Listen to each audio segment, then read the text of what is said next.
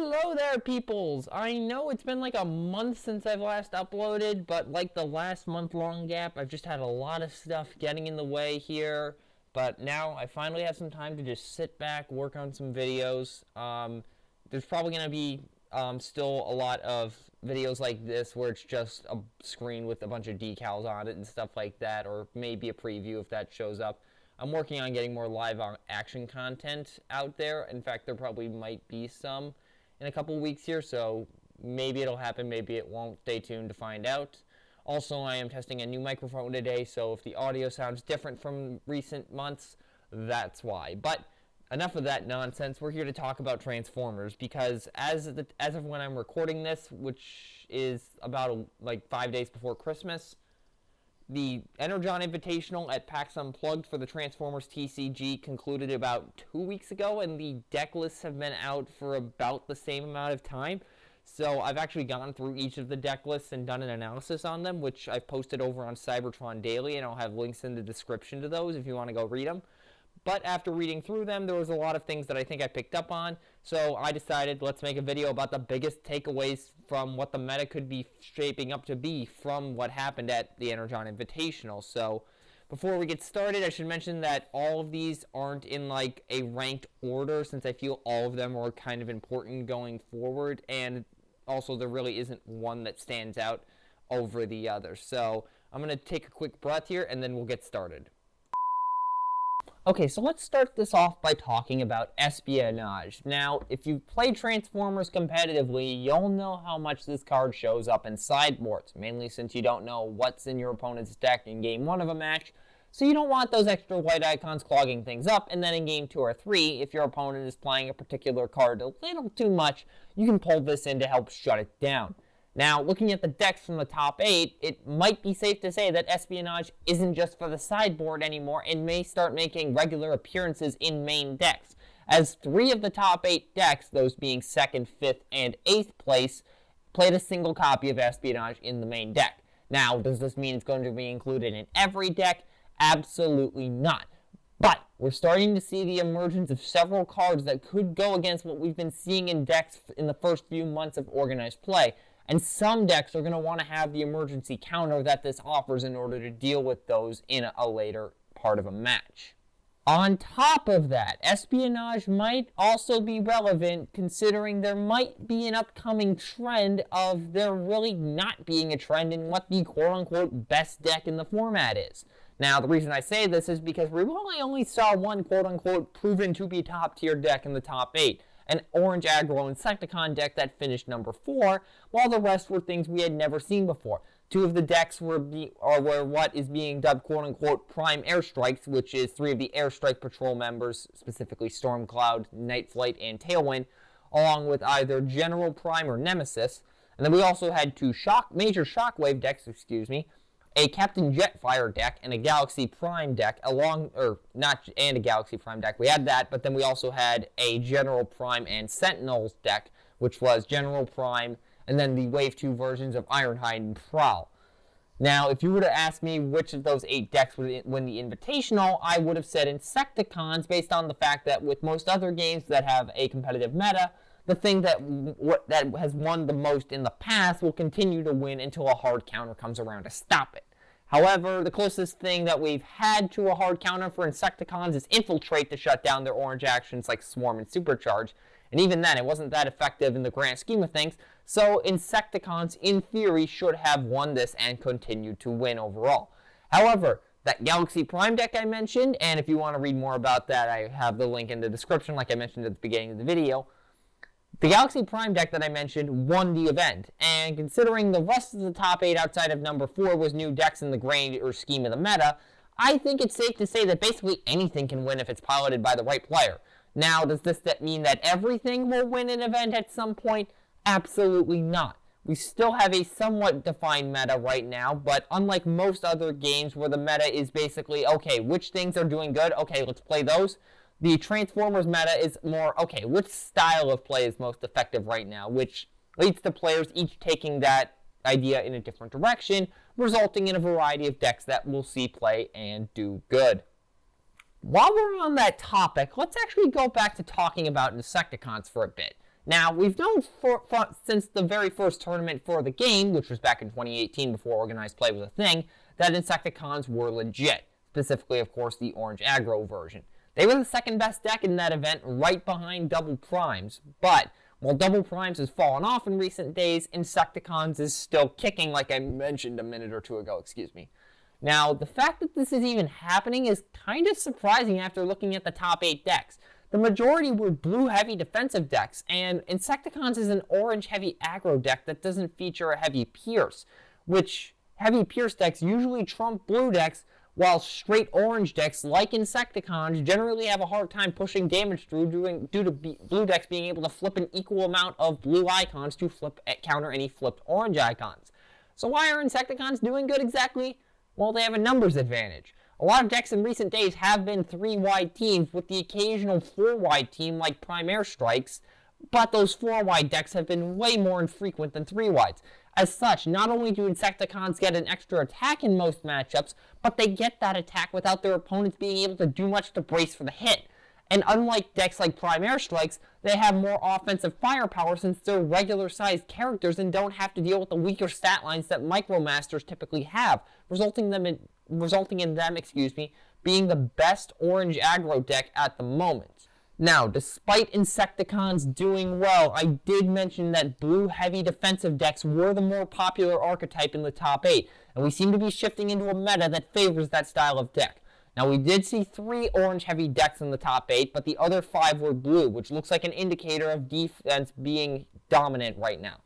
And there are likely 2 cards responsible for this: Extra Padding and Hidden Fortification. Now, I'll admit that when Extra Padding was first revealed/released, however you want to look at it, I was scratching my head as to why it was better than Reinforced Plating or Evasive Maneuvers, but at that time, I didn't realize that they counted as 3 separate upgrades, meaning that you can't remove all 3 with something like a Vaporize, and instead you have to use something like Disarm or Vandalize to stop it. This essentially gives it a layer of extra immunity from upgrade hate, and while we only saw Extra Padding a couple of times in the top 8, it's still showing up, which means that people are going to be willing to play it. As a side note, the same thing applies to LV Gamma Disruptor Launchers, which is relevant since we did see a couple of Shockwave decks at the top. As for Hidden Fortification, if Extra Padding is any indicator, we know Tough 3 is great. However, there's usually some major downside if a card offers Tough 3. Body Armor can only go on melee characters and has an orange icon, which is problematic if you're trying to go blue heavy. Evasive Maneuvers only last for 1 attack, and Extra Padding, despite how good it is, it still takes a while to collect all the pieces, and sometimes you are forced to play 1 down before you can get all 3, and then it just gets shot off and you're screwed. Now, sure, Hidden Fortification is just a straight Tough 3 for 1 shot, but unlike Evasive Maneuvers, your opponent can't necessarily plan for this, especially with the amount of secret actions that seem to be running around right now. And when I say secret actions, I mainly mean Sabotaged Armaments and Hidden Fortification, but they still showed up pretty frequently. All 5 of the defensive decks featured in the top 8 had at least one of the 2, while 4 of them featured at least 1 copy of both. Now, we just discussed why Hidden Fortification is so good, but Sabotaged Armaments is kind of interesting. I mean, at its best, right now, it really only scraps 1 weapon, but in the long run, in terms of how games play out, it depletes your opponent of resources, and in most situations will make them waste their upgrade for the turn. And the best part of all of this, like with all secret actions, is that your opponent can't plan for it as long as you have multiple secret actions in your deck to make sure that they can never be sure as to what you played. But with this increase in secret actions, might I suggest starting to use Decipher in the sideboard? Because here's the thing. The big thing I said about that card when it was first revealed was that unless secret actions started showing up in a majority of decks, it wasn't going to see play. Well, now we're in a format where secret actions are in a majority of decks, and this would actually fit nicely into sideboards as a result. Not only to punish people for playing secret actions, but also because direct damage has been floating around a lot lately due to cards like Armed Hovercraft, Marksmanship, and One Shall Stand, One Shall Fall. Now, Decipher is something that could appear in sideboards potentially, but something that has been proven to appear in sideboards, and likely will for the future, is a trio of cards that limit your opponent's options on their turn. Hijack, Turbo Board, and Caliburst. And this is likely because of a commonality I've noticed across multiple games. You want to be able to do as much on your turn as you can with as few drawbacks as possible, and all 3 of the cards I just mentioned shut that down in their own ways. Now, Turbo Board is probably the card that does this as closely to the textbook definition of, quote-unquote, denying your opponent the ability to use their resources, albeit it is the priciest of the bunch since he is a 7 cost. But the ability to reduce your opponent to 2 cards is just too good not to pass up. Your opponent doesn't get Brainstorm for playing extra actions. They don't get just extra cards in general from flip skills like on Bumblebee Trusted Lieutenant and Sergeant Springer. No playing the top card of your deck for an extra card from something like Leap of Faith or Field Communicator. None of that. Now sure, you can still use them to gain an extra action or something, but then you can't play an upgrade for the turn in that situation. And like I mentioned, you want to do as much as you can on your turn in most cases. Hijack is similar in the quote-unquote denying resources camp, but it instead slows them from getting those resources by a turn and gives you extra resources. Now, this is probably going to be the least popular of the 3 due to the fact that it's not always active like with Turbo Board and Caliburst, but the unpredictability of it when it will be active might allow you to trick your opponent into playing into it, which is a nice thing to have. As for Caliburst, he doesn't directly prevent your opponent from gaining resources, but a single damage penalty for drawing extra cards is still pretty severe since the main point of the game is still to deal as much damage as possible while taking as little as possible. And if you start taking damage in order to access resources constantly, it's going to come back to bite you in the rear later in the game, and making it an extreme risk to draw while Caliburst is active. Now, will we see these will DC play in every sideboard? At this point, it's hard to say. I personally think that you'll see these more frequently in decks that require slow setups, while faster decks forego these in order to have more of the resources to make those decks work, but we'll see how that all pans out. Okay, moving on from that, let's go back to when I mentioned direct damage being extremely prevalent with the likes of Armed Hovercraft and Marksmanship. If you look at both of these cards, they require ranged characters. And if you look at the characters that made the top 8, the majority of them are ranged in either one or both of their modes. Now, this is actually something I've been suspecting for a while now, but I think we can now say that range is the best keyword in the game. From the start of organized play, direct damage has always been a major factor in order to gain a leg up on heavy orange decks and to be able to actually push damage through against heavy blue decks. But the 2 cards that do the most damage with little restrictions feature a huge downside. Plasma Burst has no icons, and One Shall Stand, One Shall Fall has no icons as well. And on top of that, it does 3 damage to yourself, albeit that's a boost if you're playing Ransack. After those 2, the best card we have is Marksmanship, which can only hit a character in bot mode, sure, but the fact that it's a 2 damage card with an icon makes it way more appealing than Plasma Burst. Now, of course, you need a ranged character to use it, but I did some number crunching, and if my math is correct, around 40% of all modes in the game are ranged. So chances are you have somebody that's ranged on your team, making Marksmanship essentially a must-play. On top of that, forward-wide teams are starting to see a spike, especially with the fact that Prime Airstrikes is now starting to see play, and if that continues success, it means that lower character count teams are at an attack disadvantage, and things like Armed Hovercraft come in nice to help get quicker KOs and make sure that that disadvantage doesn't come into effect. Now, this also might create a cycle of which keyword is good due to the 3 keyword-based armors from Wave 3. Covert Armor, Reflex Circuits, and Sturdy Armor. And here's why that's relevant. If ranged characters, which have been seen with Reflex Circuits recently, start to show up more frequently like they have been, people might counter by using Specialists with Sturdy Armor to get extra defense against the ranged characters that are appearing so much.